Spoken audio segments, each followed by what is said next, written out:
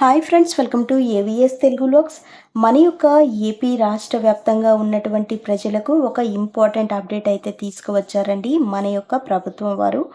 So నిరుద్యోగ భృతి కింద 3,000 రూపాయలు ఎలా పంపిణీ చేయబోతున్నారు, దీనికి సంబంధించిన అర్హతలు, ఎవరెవరికి అర్హత ఉంటుంది, దీనికి సంబంధించిన పూర్తి సమాచారం నేను మీకు తెలియజేస్తాను.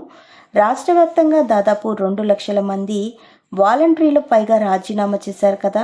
సో వారందరికీ కూడా ఇప్పుడు జాబ్స్ ఇస్తారా లేదా, వారి స్థానంలో కొత్త వారిని నియమిస్తారా, దీనికి సంబంధించిన డీటెయిల్స్ నేను మీకు తెలియజేస్తాను.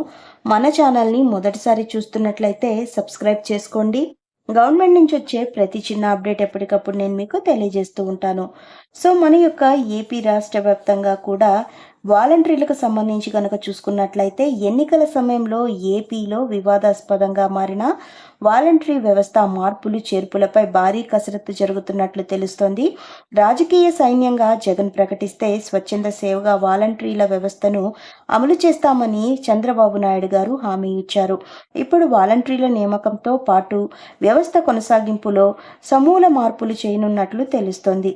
జీతం పెంపుపై నిర్ణయం తీసుకోనున్నారు.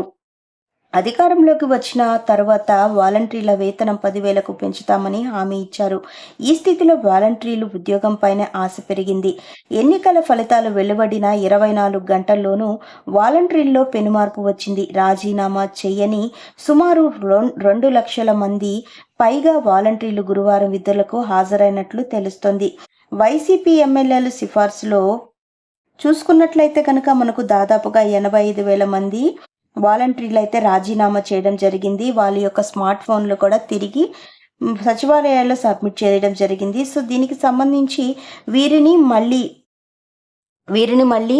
నియామకాలు చేస్తారా, లేక కొత్తగా అయితే ఇంటర్వ్యూలు జరిగించి మళ్ళీ రిజిస్ట్రేషన్స్ చేసి మళ్ళీ తీసుకుంటారా అనే దానిపై మనకు కొద్ది రోజుల్లో తెలియాల్సి ఉంది. ఎందుకంటే మనకు ఈ 12వ తారీఖున మన యొక్క ఏపీ సీఎం నారా చంద్రబాబు నాయుడు గారు ప్రమాణ స్వీకారం చేస్తారు కాబట్టి దాని తర్వాత దీనికి సంబంధించిన పూర్తి డీటెయిల్స్ అయితే మనకు తెలియజేస్తారు. అలాగే మనం చూసుకున్నట్లయితే నిరుద్యోగ భృతి, ఎవరైతే డిగ్రీ ఆపై చదువులు చదివి ఇంట్లో ఖాళీగా ఉద్యోగం లేక ఉంటున్నారో వారికి సంబంధించి మన యొక్క ప్రభుత్వం నిరుద్యోగ భృతి అనే పథకాన్ని తీసుకువచ్చింది. దీనికి 3,000 డబ్బులైతే ఇస్తున్నారు. ప్రతి నెల కూడా వీరికి 3,000 రూపాయలు అందిస్తారు. ఎప్పటి వరకు అంటే గనక ఎవరైతే స్త్రీలు పురుషులు ఇంట్లో ఖాళీగా వారికి ఉద్యోగాలు వచ్చేంత వరకు వీరికి 3,000 రూపాయలు అయితే అందిస్తామని మన యొక్క ప్రభుత్వం చెప్పారు.